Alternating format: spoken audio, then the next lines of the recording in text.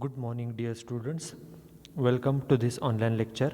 I am Mr. Rahul Pawar. In today's lecture, we are going to start with the first unit of our syllabus. The title of the unit is Introduction to Accounting Standards. It is a theoretical unit, and in this particular lecture, we are going to study the meaning of accounting standard. After that, we will see the definition of accounting standards, and at the end of this lecture we will see the different objectives of accounting standards. Okay, so let's start with this lecture. First, we will start with the what is the meaning of accounting standards. We know that every business organization is started to earn maximum amount of profit. Okay, the main objective of every business is to earn maximum amount of profit, and to know how much profit a business has earned during the year. For knowing this, every businessman prepares a profit and loss account at the end of the year. Correct? We know that our financial year starts on 1st of April and it ends on 31st March. And on 31st March, every businessman prepares its final account. Final accounts means financial statements. कोणताही business असेल, मग तो soul proprietary business असो, partnership business असो किंवा company असो, प्रत्येक business सुरू करण्यामागचा उद्देश हा मॅक्सिमम प्रॉफिट मिळवणं, जास्तीत जास्त नफा मिळवणं हा त्याचा ऑब्जेक्टिव्ह असतो. आणि वर्षभर बिझनेस केल्यानंतर आपल्या बिझनेसला किती प्रॉफिट झालेला आहे हे फाइंड आउट करण्यासाठी प्रत्येक बिझनेसमन वर्षाच्या शेवटी म्हणजेच 31 मार्चला फायनल अकाउंट तयार करतो. फायनल अकाउंटमध्ये काय काय येतं? The preparation of final accounts include first preparation of profit and loss account and second preparation of balance sheet. Final अकाउंटमध्ये आपण प्रॉफिट अँड लॉस अकाउंट आणि बॅलन्स शीट तयार करतो. This final account is called as a financial statements of the business. So financial statements of the business includes profit and loss account and balance sheet. Out of these two, okay, we know that we prepare the profit and loss account to know the profitability position of the business. Correct? आपल्याला जे बिझनेसचं profit and loss account आहे हे कशासाठी तयार केलं जातं? तर आपल्या बिझनेसला किती प्रॉफिट झालेला आहे, to know the amount of profit earned during the year. To know the amount of profit we prepare the profit and loss account. आपल्या बिझनेसला वर्षभर बिझनेस करून किती प्रॉफिट झाला हे शोधण्यासाठी आपण प्रॉफिट अँड लॉस अकाउंट तयार करतो. It means the profitability position of the business is shown through the profit and loss account. म्हणजेच आपण असं म्हणू शकतो की आपल्या बिझनेसची प्रॉफिटेबिलिटी पोझिशन कशी आहे हे आपल्याला बिझनेसच्या प्रॉफिट अँड लॉस अकाउंटवरून आपल्याला कळतं. This is first profit and loss account. After that we prepare the balance sheet. Why the balance sheet is prepared? It is prepared to show the financial position of the business on the last day of the year. Correct? Our financial year ends on 31st March. And on that day, what is the financial position of the business? It is reflected, it is shown in the balance sheet. वर्षाच्या शेवटच्या दिवशी म्हणजेच 31 मार्चला आपल्या बिझनेसची financial position कशी आहे हे आपल्याला बॅलन्स शीटमधून आपल्याला दाखवलं जातं. So profit and loss account and balance sheet shows the profitability position and financial position of the business. Correct? बिझनेसचं जे प्रॉफिट अँड लॉस अकाउंट आहे त्यावरून बिझनेसचे प्रॉफिटेबिलिटी पोझिशन दिसते.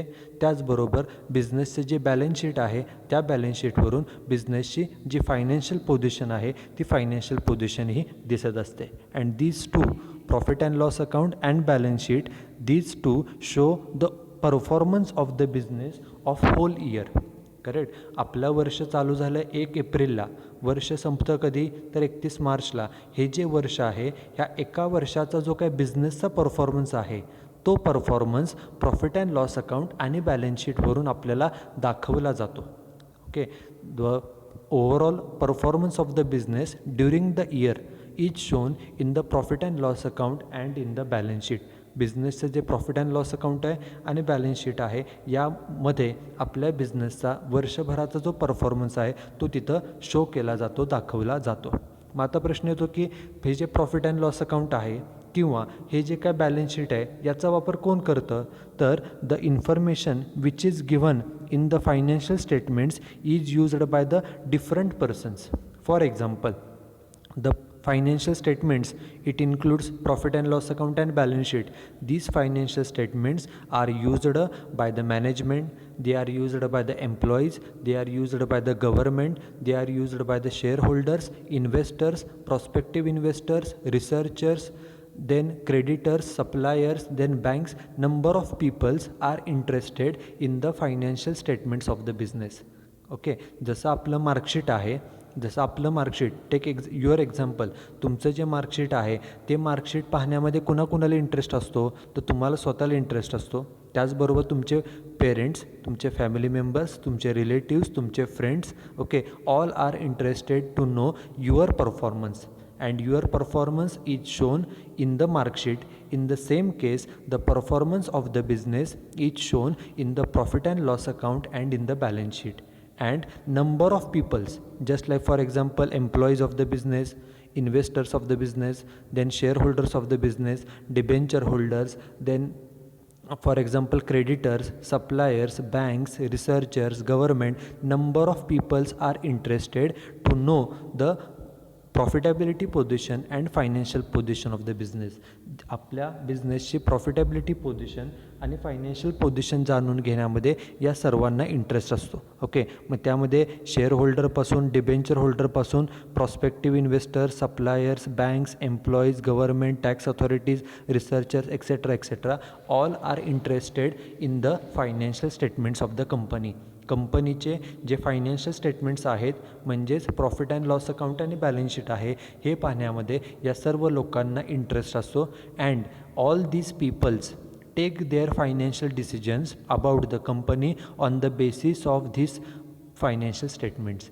ही जी काय सर्व लोकं आहेत, मग आपल्या कंपनीमधले एम्प्लॉईज असतील, कंपनीचं मॅनेजमेंट असेल, कंपनीचे शेअर होल्डर्स, कंपनीचे इन्व्हेस्टर्स, कंपनीमध्ये फ्युचरमध्ये गुंतवणूक करू इच्छिणारे प्रॉस्पेक्टिव्ह इन्व्हेस्टर्स असतील, सप्लायर्स असतील, डिबेंचर होल्डर्स असतील, हे सर्वजणं आपल्या कंपनीबद्दलचा जो काय फायनान्शियल डिसिजन घ्यायचा असतो, they take the financial decision of regarding the company on the basis of information given in the financial statements.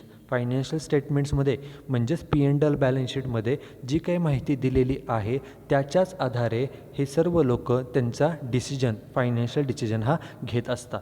Okay, and for that purpose, okay, हे सर्व लोक बिझनेसचा डिसिजन, बिझनेसबद्दलचा डिसिजन P&L अकाउंट आणि balance शीटच्या साहाय्यानं घेतात. Okay, so it is necessary that all these peoples should clearly understand these financial statements. Okay, ह्या माहितीच्या आधारे प्रॉफिट अँड लॉस अकाउंट आणि बॅलन्स शीटमध्ये जी काही माहिती दिलेली आहे त्या माहितीच्या आधारे हे सर्व लोक कंपनीबद्दलचा निर्णय घेत असतात.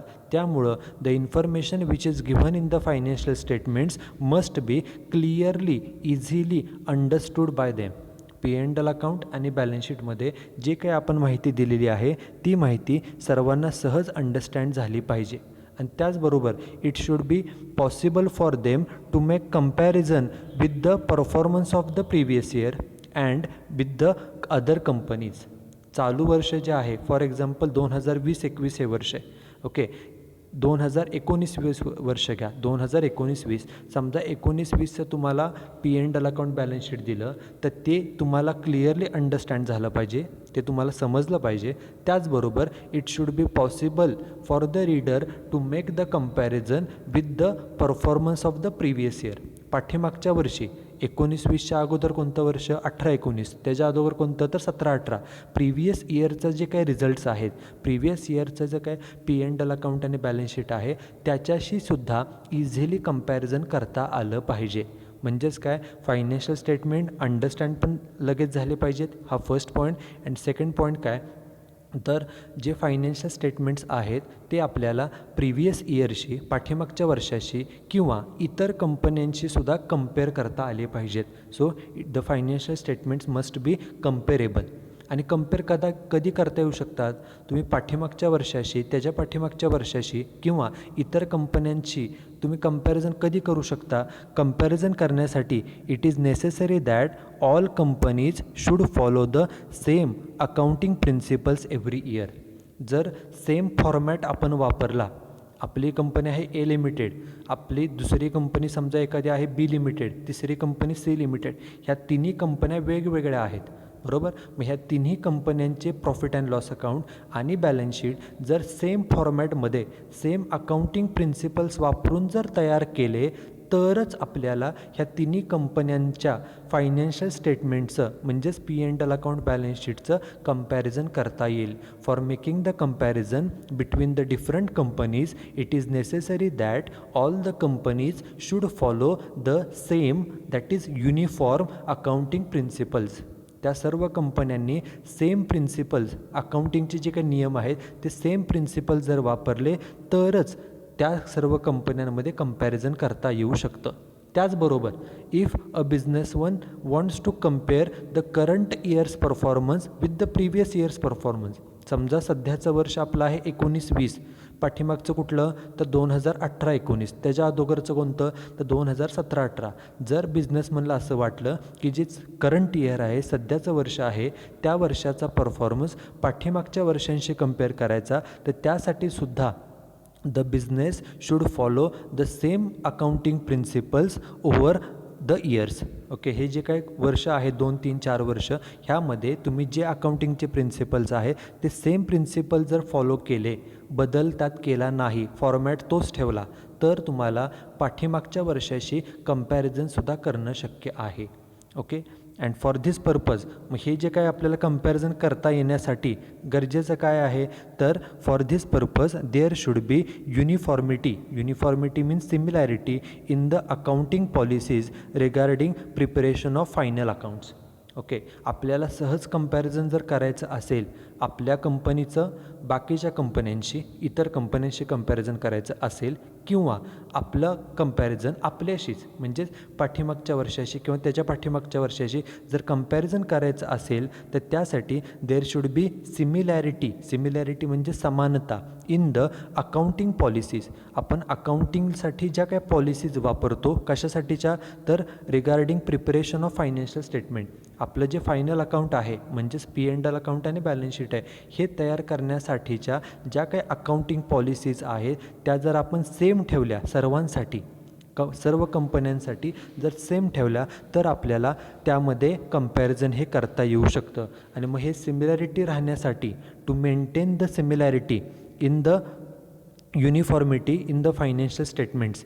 ओके, सर्व कंपन्यांचे फायनल अकाउंट्स, सर्व कंपन्यांचे P&L बॅलन्स शीट हे सिमिलर दिसावे, युनिफॉर्मिटी असावी, समानता यावी, यासाठी every country in the world issues its accounting standards, and the accounting standards issued by that particular country are applicable to all the companies situated in that country. प्रत्येक देश हा आपल्या देशासाठी अकाउंटिंग स्टँडर्ड तयार करतो, आणि त्या देशामध्ये जेवढे काही बिझनेसेस आहेत, जेवढ्या काही कंपनीज आहेत, त्या सर्व कंपन्यांना हे अकाउंटिंग स्टँडर्ड, त्या देशाचे अकाउंटिंग स्टँडर्ड्स हे कंपल्सरी फॉलो करावे लागतात. आणि ह्याचा ऑब्जेक्टिव्ह काय आहे, उद्देश काय आहे तर to maintain the uniformity in the financial statements. Uniformity म्हणजे समानता. ओके, सर्व कंपन्यांचे जे फायनान्शियल स्टेटमेंट्स आहेत, P&L अकाउंट बॅलन्स शीट आहे, त्यामध्ये युनिफॉर्मिटी यावी, समानता यावी. ओके, एकाच फॉर्मॅटमध्ये सर्व असण्यासाठी प्रत्येक कंट्री आपल्या देशासाठी अकाउंटिंग स्टँडर्ड्स हे इश्यू करतात. आता जर आपण आपल्या देशाचा विचार केला, in India the accounting standards are issued by the CA Institute, that is Institute of Chartered Accountants of India. ही जी CA इन्स्टिट्यूट आहे ही आपल्या देशासाठी अकाउंटिंग स्टँडर्ड तयार करते ना. मग आता प्रश्न येतो की अकाउंटिंग स्टँडर्ड नेमकं कोण तयार करतं बाकीच्या देशांमध्ये? एकतर सेंट्रल गव्हर्नमेंट त्या देशामधलं, किंवा त्या देशामधील एक्सपर्ट अकाउंटिंग बॉडी, ह्या दोघांपैकी एकतर केंद्र सरकार किंवा त्या देशामधील जे काय सर्वात मोठी अकाउंटिंगची बॉडी आहे, इन्स्टिट्यूट आहे, ती त्या देशासाठी अकाउंटिंग स्टँडर्ड तयार करते. Talking about our country, in India the accounting standards are issued by the institute of chartered accountants of India.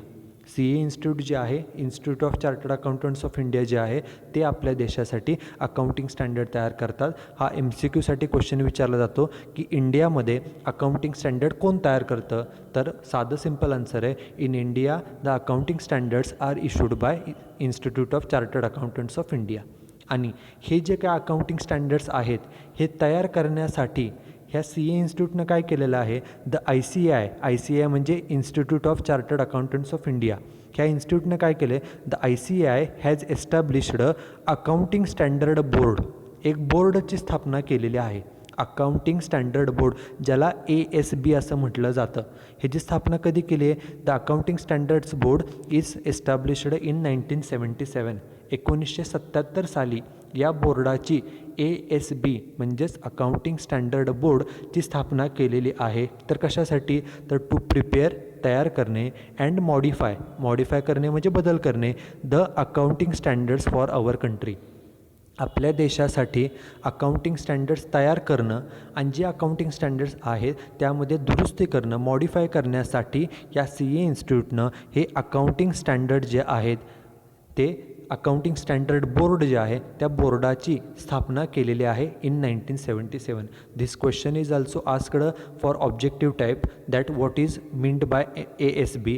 ASB stands for accounting standards board and it is established in the year 1977. 1977 साली या बोर्डाची स्थापना ही झालेली आहे.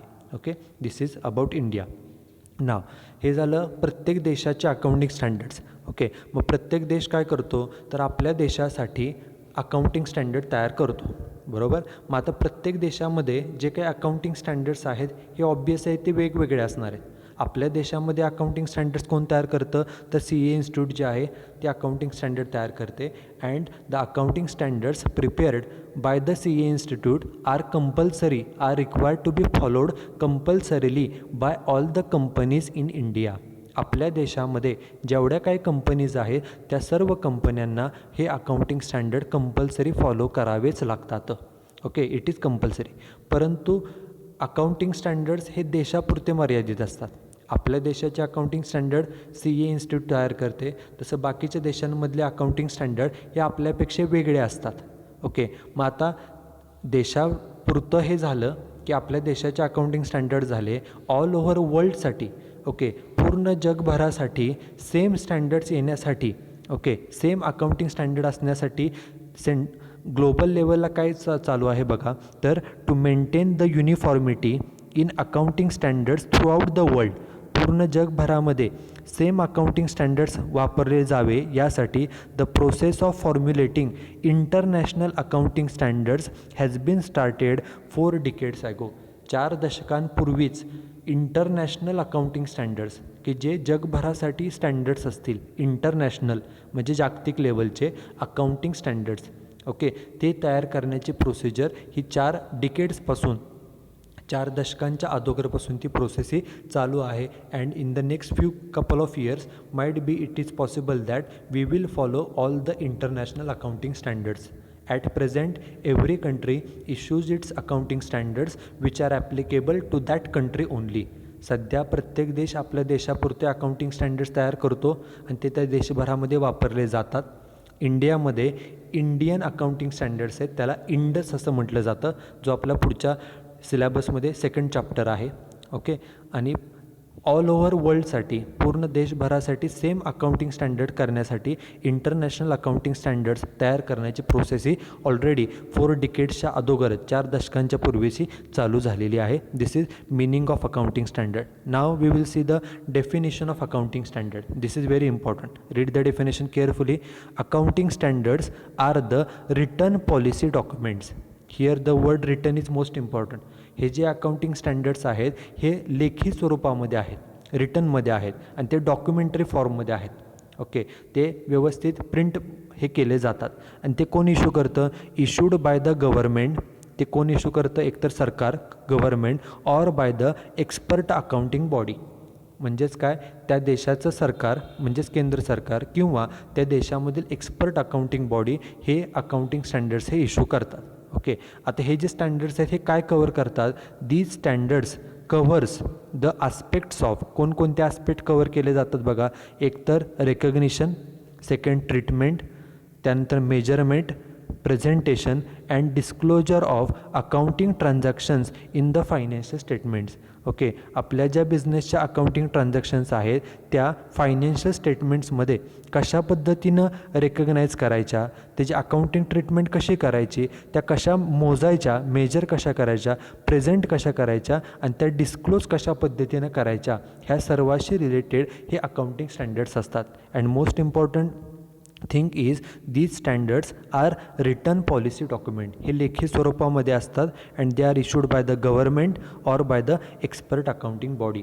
प्रत्येक देशामध्ये जे काही तिथलं गव्हर्मेंट असेल, सरकार असेल किंवा त्या देशामधील एक्सपर्ट अकाउंटिंग बॉडी असेल, हे अकाउंटिंग स्टँडर्ड्स इश्यू करतात. आणि हे जे स्टँडर्ड्स आहेत हे स्टँडर्ड काय काय गोष्टी कवर करतात, तर अकाउंटिंग ट्रान्झॅक्शन ज्या आहेत, ज्या फायनान्शियल स्टेटमेंट्समध्ये मांडल्या जातात, त्याचं रेकग्निशन कशा पद्धतीनं करायच्या, रेकग्नाईज कशा करायच्या, त्याची अकाउंटिंग ट्रीटमेंट कशी करायची, त्या ट्रान्झॅक्शन मोजायच्या कशा, मेजर कशा करायच्या, मॉनिटरी टर्म्समध्ये पैशामध्ये कशा मोजल्या जातात, त्याचं प्रेझेंटेशन कशा पद्धतीनं त्याची मांडणी करायची आणि ती इन्फॉर्मेशन कशा पद्धतीनं डिस्क्लोज करायची, याशी रिलेटेड हे अकाउंटिंग स्टँडर्ड्स असतात. This is the definition of accounting standards. And now this is the last part of this lecture.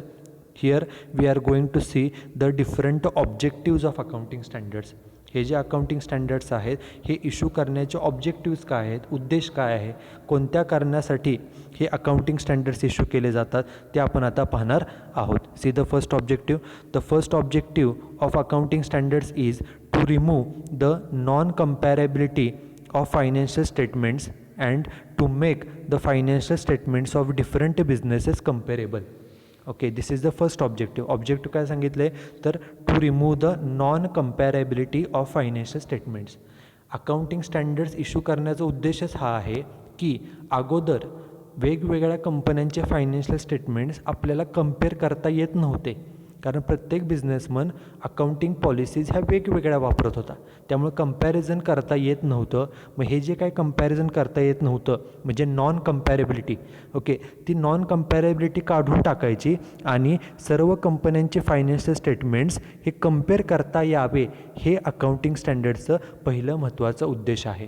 To make the financial statements comparable with each other. कोणतीही company असो, ती company महाराष्ट्रामधील असो, ती company for example कर्नाटकमधील असो, दिल्लीमधील असो किंवा चेन्नईमधील असो, कंपन्या जरी वेगवेगळ्या ठिकाणच्या असल्या तरी त्या कंपन्यांचे जे फायनान्शियल स्टेटमेंट्स आहेत म्हणजेच फायनल अकाउंट आहे, P&L अकाउंट, बॅलन्स शीट आहे, हे कम्पेअर करता यावे. To make the financial statements comparable. Okay, this is the first and most important objective of accounting standard. This is first. What is the second objective? Second objective is to improve the reliability of financial statements. Reliability म्हणजे विश्वासार्हता. आपले जे financial statements आहेत, the financial statements of company are used by the number of peoples. Okay, it includes employees, it includes management, share holders, prospective investors, debenture holders, banks, suppliers, customers, researchers, government. Number of peoples are interested in the financial statements of our company.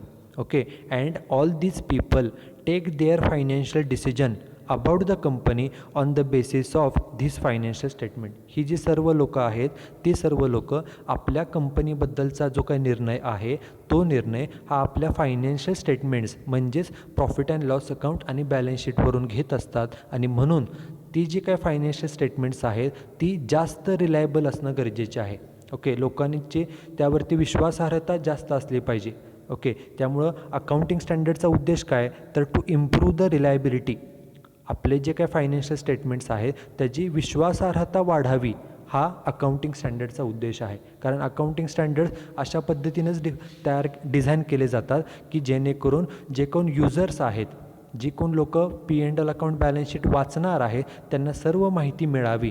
Okay, जेणेकरून त्यांचा decision हा योग्य होईल, correct होईल, या उद्देशानंच accounting standard तयार केले जातात.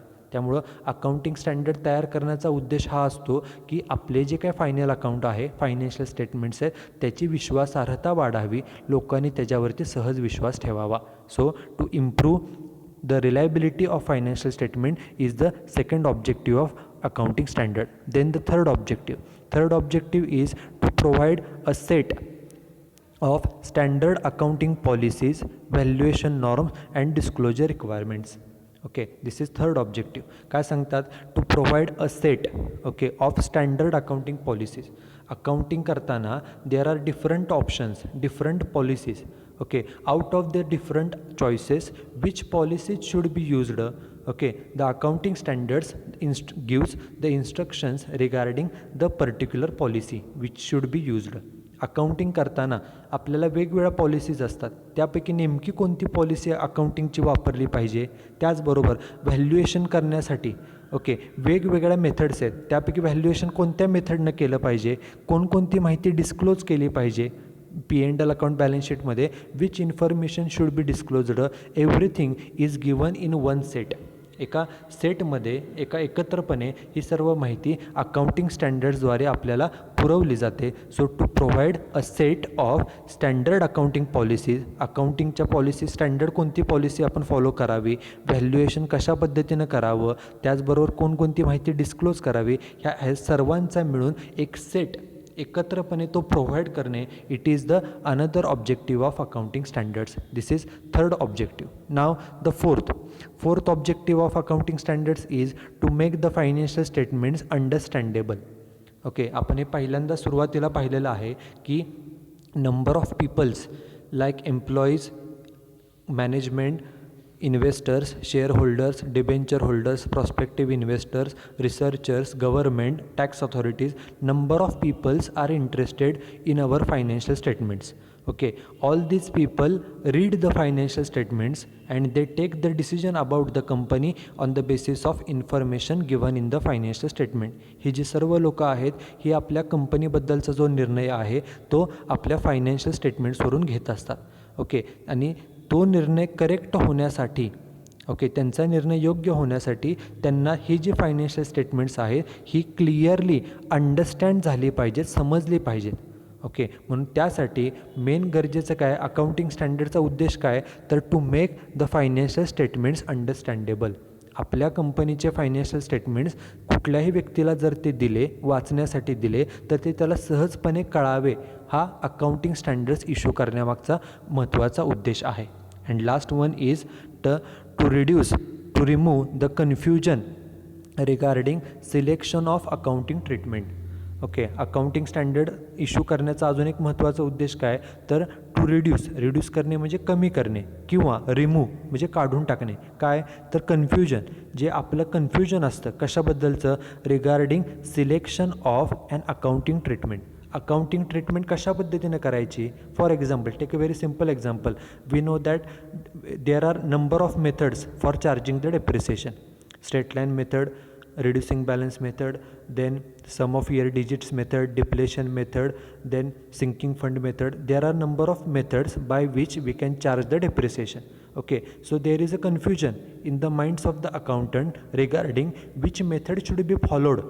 ओके, अकाउंटिंगची कोणती मेथड वापरायची ह्या संदर्भात एक कन्फ्युजन असतं, कारण आपल्याला पर्याय ऑप्शन्स खूप आहेत. ओके, अकाउंटिंग स्टँडर्ड इश्यू केल्याचा फायदा काय, किंवा अकाउंटिंग स्टँडर्ड्स कशासाठी इश्यू केले जातात, तर हे जे आपल्या मनामध्ये कन्फ्युजन आहे की 5 मेथड समजा आहेत, त्यातली कोणती मेथड वापरायची, स्ट्रेट लाईन मेथड वापरायची, डिमिनिशिंग मेथड वापरायची, सम ऑफ इयर डिजिट मेथड वापरायची, का डिप्लेशन मेथड वापरायची, का कोणती मेथड वापरायची, हे जे कन्फ्युजन आहे हे कन्फ्युजन कमी करणं किंवा ते काढून टाकणं हा अकाउंटिंग स्टँडर्डचा मेन ऑब्जेक्टिव्ह आहे. अकाउंटिंग करताना जे काही वेगवेगळे कन्फ्युजन्स होतात ते कन्फ्युजन कमी करणं किंवा ते कन्फ्युजन पूर्णपणे काढून टाकणं, this is another objective of accounting standards. Okay, so these are the 5 main objectives of accounting standards. पुन्हा एकदा बघा आपण काय पाहिलेलं आहे. फर्स्ट ऑब्जेक्टिव्ह होतं to make the financial statements comparable of different companies.